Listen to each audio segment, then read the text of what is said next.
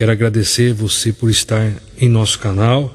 Caso você não seja inscrito, convido você para se inscrever.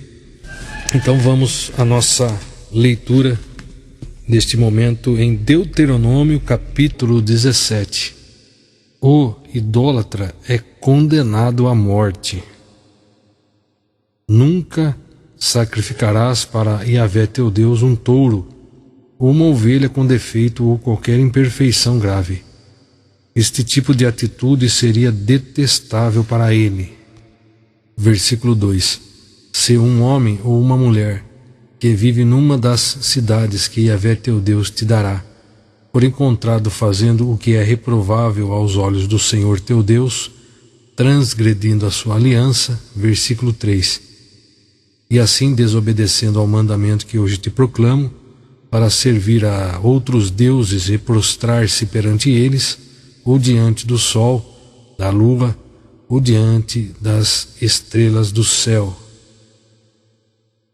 Veja só aqui no comentário desta Bíblia King James atualizada, uma Bíblia de estudo. Vamos ler aqui no rodapé. Aqui as orientações dizem respeito à perfeição dos animais oferecidos a Yahvé. Levíticos 22, 17 ao 33. Os sacrifícios do Antigo Testamento eram ilustrações, entre parênteses, tipos da pessoa e da obra de Jesus Cristo. O Messias, o Messias, o Cordeiro de Deus sem defeito, sem mácula ou pecado. 1 Pedro 1,9, Hebreus 9,14. A expressão hebraica Shemesh, sol.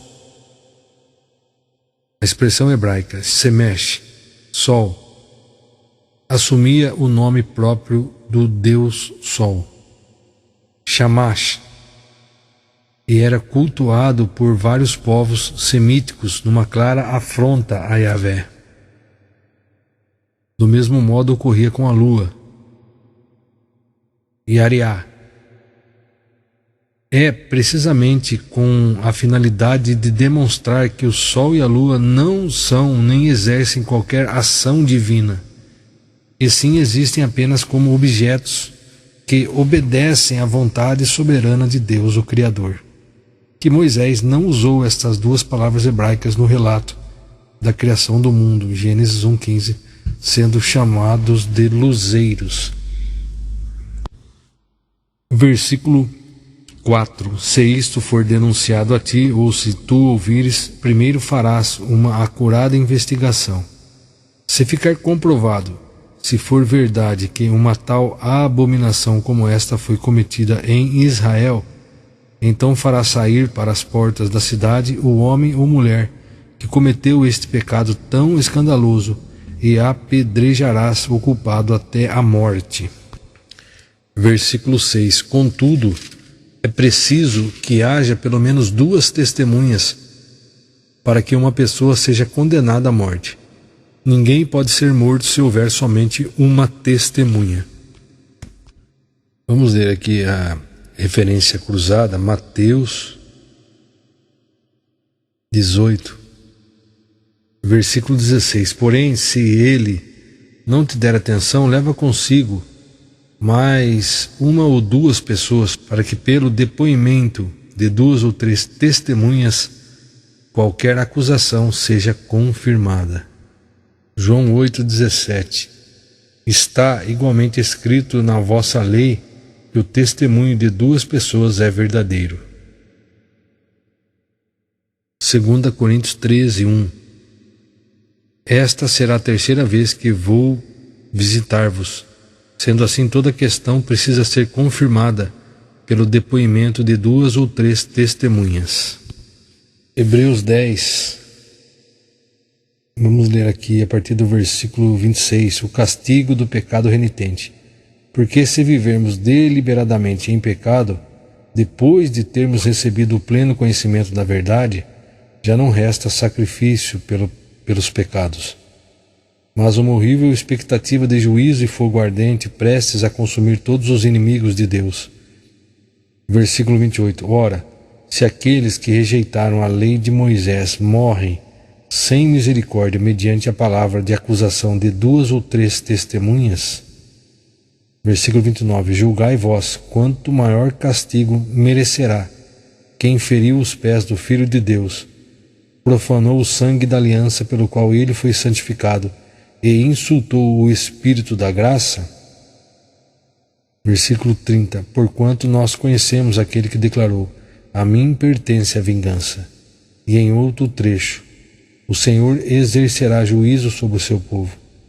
Versículo 31. Assim, terrível coisa é cair nas mãos do Deus vivo.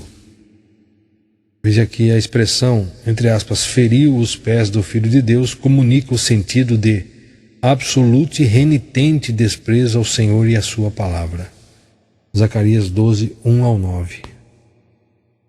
Voltando em Deuteronômio, versículo 8. O juízo dos casos mais complexos. Quando tiveres que julgar uma causa que te pareça demasiado difícil, casos complexos de homicídio, pleitos, lesões mortais ou causas controvertidas em tua cidade, levantar-te-ás e subirás ao lugar que Yahvé teu Deus houver escolhido. Versículo 9. Irás então até aos sacerdotes levitas e ao juiz que estiver em função naqueles dias. Eles investigarão e te anunciarão a sentença. Versículo 10. Agirás absolutamente de acordo com as instruções que te transmitirem deste lugar que o Senhor houver designado. Cuidarás de realizar tudo conforme todas as orientações. Farás segundo a ordem que te derem e de acordo com a sentença que te anunciarem, sem te desviares para a direita ou para a esquerda da palavra que eles te houverem comunicado. Versículo 12. O homem que agir com arrogância, não obedecendo ao juiz ou ao sacerdote, e está ali para servir unicamente ao Senhor, o teu Deus, deverá ser morto. Deste modo, extirparás o mal do meio do povo de Israel. Versículo 13. Assim todo o povo temerá e não ousará mais agir com presunção e rebeldia. Os deveres dos reis e governantes. Versículo 14. Quando tiveres adentrado a terra que o Senhor teu Deus te concede, tomado posse dela e nela habitares, e pedires: quero estabelecer sobre mim um rei, como todas as nações que me rodeiam. Versículo 15. Deverás estabelecer sobre ti um rei, que tenha sido escolhido pelo Senhor teu Deus. É um dos teus irmãos que escolherás para governar sobre ti. Não poderás nomear um estrangeiro que não venha dentre teus próprios irmãos israelitas. Ele, porém, não deverá multiplicar muitos cavalos para si, nem fará com que o povo retorne ao Egito para aumentar sua cavalaria, pois o Senhor o ordenou: jamais voltareis por este caminho. Versículo 17. Que o rei não tome para si muitas mulheres, para que seu coração não se desvie da sabedoria, e que não arrecade excessivamente prata e ouro para si.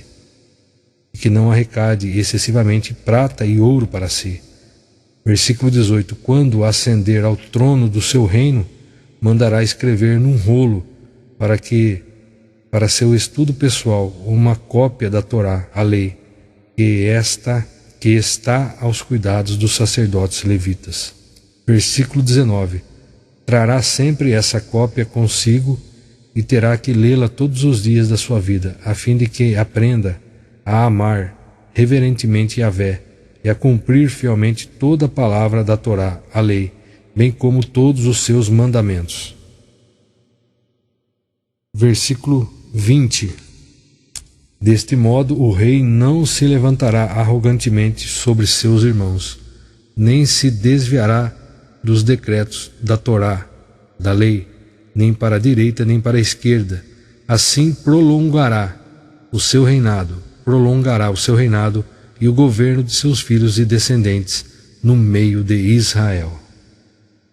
Muito bem, então nós concluímos a leitura de Deuteronômio, capítulo 17.